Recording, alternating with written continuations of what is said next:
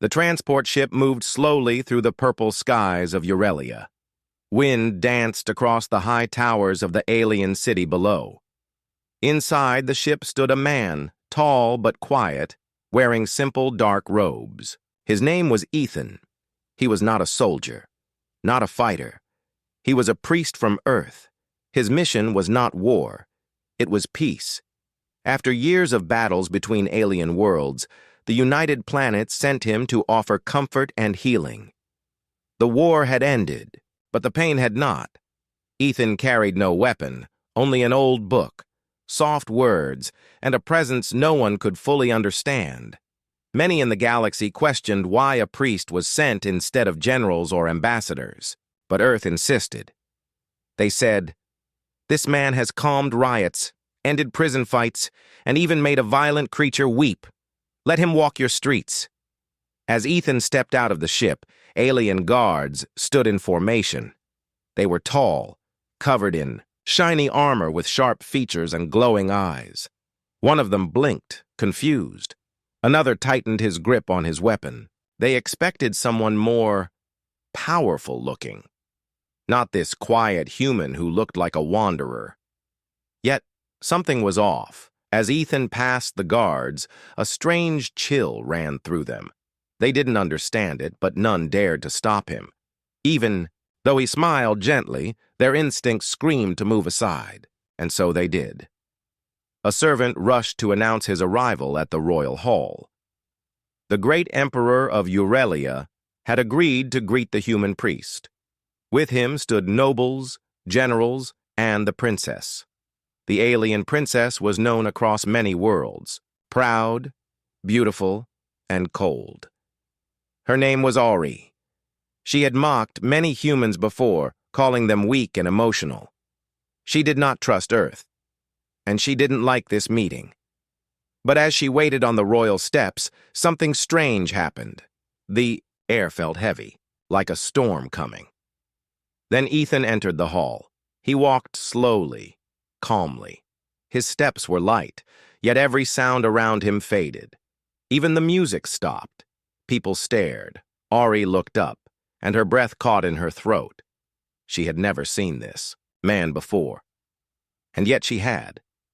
In her dreams, ever since she was young, she had dreams of a figure in dark robes, someone who stood in fire without burning, someone who walked into a battlefield and made the stars go quiet. She thought it was just her imagination. But now, that same figure stood before her, and he was real. The princess froze. Ethan's eyes met hers. They were calm, but deep. Not cold, but powerful. He gave her a gentle nod. Nothing more. Then turned his attention to the emperor. Ori didn't move. Her body wanted to run, scream, kneel. Something inside her was shaking, not from fear of death, but from something far stranger. Truth. The emperor greeted Ethan with polite words. "Welcome to Eurelia. We offer peace and honor your journey." Ethan bowed. "I thank you. I come not to judge, only to help those who still carry the weight of war," the nobles whispered. The generals stood stiff. No one liked his calmness. It felt unnatural, like he saw through them, like he already knew what they were hiding. Later, Ethan was taken on a tour of the palace. Everywhere he walked, strange things happened. An old alien child who hadn't spoken since the war suddenly smiled and said her first word. A sick guard who had been in pain for days suddenly stood straighter. A mural in the hall that had cracked during a bombing started glowing again. The palace staff avoided his eyes. They whispered stories behind his back. "He's not just a priest," they said. "He's something else." Ori watched him from afar. She didn't speak, didn't joke. Her usual arrogance faded. She wanted answers but didn't know where to begin. That night, she went to the old royal library. It held records of ancient times. She searched the stories of old priests, of humans, of anything that could explain what she had seen. she found one scroll, dusty, hidden deep in a shelf. It told of a man long ago who came during a time of chaos. Not a warrior, not a king, but someone who walked among warlords and ended their battles with truth. His name was never written, only that when he left, empires had fallen, peacefully. Ori sat in silence, the scroll shaking in her hands. Was Ethan connected to that figure? The next morning, the priest was gone from the palace. He had asked to visit the lower city where the poor and broken lived. Ori followed in secret, wearing a hood. She watched as Ethan walked through dirty streets, touching no one but being felt by all. A group of angry workers began shouting at each other. But when he passed by, their voices softened. One man dropped his tool and hugged the other. A dying animal on the corner of the street breathed deeply again when Ethan stopped to speak to it. Children with sad eyes suddenly laughed when he sat down and told a story. Ori was speechless. He did not use magic. He did not speak loudly. He only existed. And change happened. When he turned the corner and she lost sight of him, she placed her hand on her chest. Her heart was beating fast. She had faced beasts, seen battles, and outsmarted nobles. But this human priest made her feel like a child lost in the stars. That night, she dreamed again. The dream she used to have as a child. Only this time, the priest spoke. He said, "Truth is heavier than weapons, and some cannot carry it." When she woke, she knew one thing for sure. This human was not here by accident, and she would find out what he truly was. After the first meeting in the royal palace, word of Ethan spread quickly across Eurelia and beyond. Rumors flew like sparks in dry grass. The human priest was no ordinary visitor. Wherever he went, peace followed, but also fear. Soldiers told stories in hushed voices. Some said Ethan had walked into a war camp and silenced an army without a single weapon. Others said machines stopped working near him. Strange energy seemed to flow from his presence, something they could neither explain nor fight.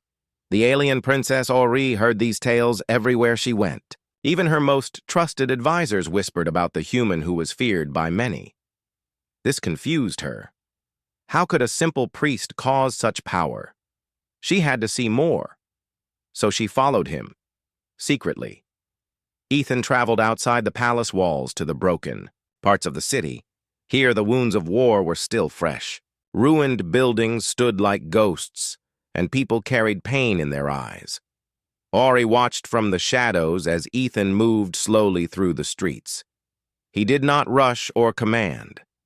Instead, he spoke quietly with those he met. His words were soft but carried strength. He touched a child's shoulder, a warrior's hand, a widow's cheek. Something inside the people changed. Anger faded, and hope returned. Even the sick began to feel stronger. The crowd around Ethan grew quietly, drawn to his calm. One day, a giant creature attacked the city outskirts. It was wild and violent, tearing down buildings and scaring everyone. Soldiers rushed to fight it, but Ethan walked towards the beast. "The," crowd gasped. The creature stopped roaring when it saw Ethan. It lowered its head and waited. Ethan reached out his hand slowly and placed it on the beast's massive forehead. Then, the impossible happened. The creature's eyes softened, and it lay down peacefully. The crowd cheered, but Ori was silent. She realized this human was not like anyone she had ever known. Later, she approached Ethan. She asked, "How do you do these things? Why do you scare those who should be your friends?" Ethan smiled softly. "I do not scare. I serve something much older than wars. I serve truth and peace." She frowned. "But why does your presence make soldiers lower their weapons? Why do machines stop?" Ethan looked deep into her eyes. "Because sometimes, the greatest power is the power to change the heart. Fear comes not from strength, but from truth, that breaks old lies. Ori was surprised by his answer. She had spent years training in war and politics. She knew power was force, not words. But here was a man who showed power without fighting, in the palace. Alien leaders began to avoid Ethan's group. They whispered in dark rooms. They feared what he represented, a change they could not control. They called him dangerous. One night, a group of warlords planned to capture Ethan and force him to leave. But their soldiers returned, trembling, confused. Some refused to speak. Others said they saw visions, memories not their own. Ori watched all this and felt a strange pull to protect the human. She spoke to her father, the Emperor, demanding answers. The Emperor sighed and told her a secret. "Long ago," he said, "a figure like Ethan appeared in our history, not a warrior but a priest. He walked into wars and ended them, not by fighting but by revealing deep truths. Many kings lost their thrones because of him. Empires fell, but peace came." Ori's eyes widened. Could Ethan be this priest? Her father nodded. "Perhaps. The signs match. And your dreams. They were warnings passed from our ancestors." Ori remembered the dream she had as a child, of a man who could not be hurt by fire, who silenced battles with his voice. She realized now it was not a dream, but a memory. The next day, she met Ethan alone. "Are you really the one from the stories?" she asked. Ethan looked calm. "I serve a force beyond time. My mission is peace, but peace is not easy. It breaks those who cling to old power." Ori nodded, feeling respect grow inside her. As days passed, Ethan's influence spread. Alien. Enemies laid down arms. Rebels stopped fighting. Even the most hardened warriors whispered his name with fear and awe. But not everyone accepted this change. Some aliens plotted to end Ethan's mission forever. The galaxy was changing. The quiet power of Ethan, the human priest, grew stronger with every day. No one knew exactly what force guided him, but all could feel it. Even those who hated him feared what he might do next. Ori, the alien princess, walked beside him now more often. The cold pride she once wore was softening. She watched Ethan with new eyes full of curiosity and respect. The man who frightened so many was slowly teaching her things she never understood. One evening, under the twin moons of Eurelia, Ori asked, "How do you carry such calm, even when surrounded by hate?" Ethan smiled gently. "Calm comes from knowing what truly matters. Not power, not fear, but truth and peace." She looked away. "But some leaders will never change. They fight to keep their control." "Change is never easy," Ethan said. "Sometimes it breaks the strong, but it frees the weak." Aurora, a trusted friend and advisor, warned the princess to be careful. "The leaders grow restless. Some speak of war again. They see Ethan as a threat." Ori nodded. She felt torn. Her loyalty to her people pulled one way, but her growing belief in Ethan pulled another. One day, she received a secret message. A group of alien warlords planned to capture Ethan and end his mission. They believed his power was unnatural, dangerous. Ori's heart raced. She knew she had to warn him. But when she tried, Ethan was already walking toward the meeting place with a small group of followers. As she followed quietly, she saw the warlords waiting, their ships ready. The battle was about to begin, but Ethan did not fight. Instead, he stepped forward with open hands. He spoke softly, words flowing like a gentle river. The warlords' eyes widened, their weapons lowered. One by one, the soldiers relaxed. The leaders' anger faded into confusion. They heard things they could not deny, truths about their own fears, lies they told themselves to stay in power. The princess watched in amazement. After the meeting, Ori approached Ethan. "How did you do that? You did not use force, yet you won." Ethan looked at her with tired eyes.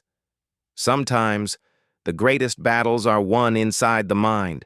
When the heart opens, fear loses its grip. The warlords, now changed, pledged to end the violence. Peace talks began across the galaxy, but the old powers did not disappear. Some leaders sent secret agents to spy on Ethan and the princess. Ori knew the path ahead was still dangerous. One night she dreamed again.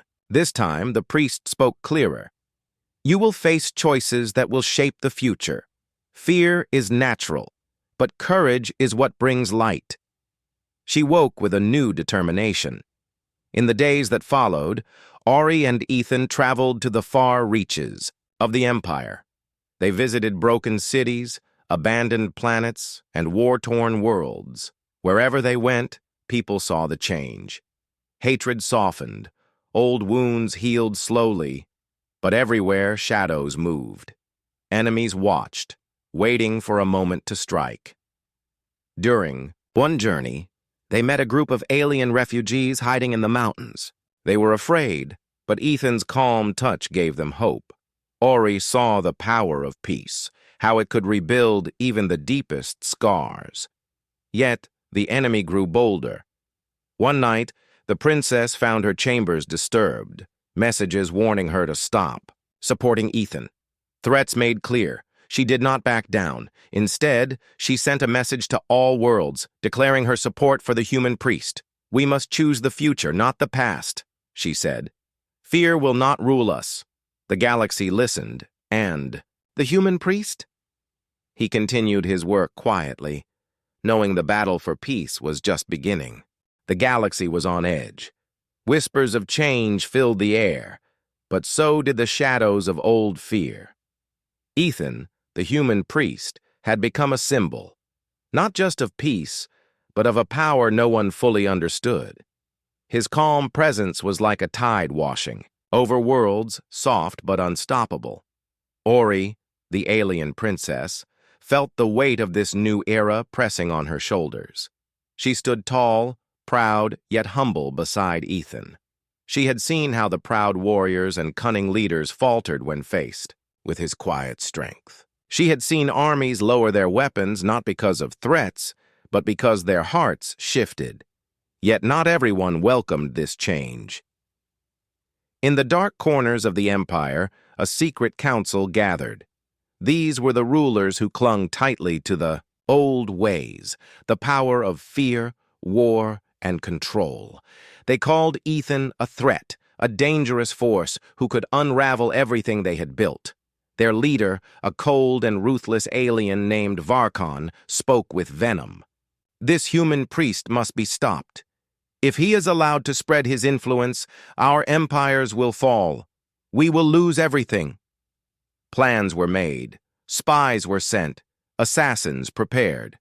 But Ethan was not alone. Ori's support was unwavering, and many had come to believe in the quiet strength he carried. One evening, under the pale light of distant stars, Ethan and Ori traveled to a war-torn planet known as Dralos. This world had been shattered by endless battles, its people broken and lost. As they arrived, Ori saw firsthand the scars of war.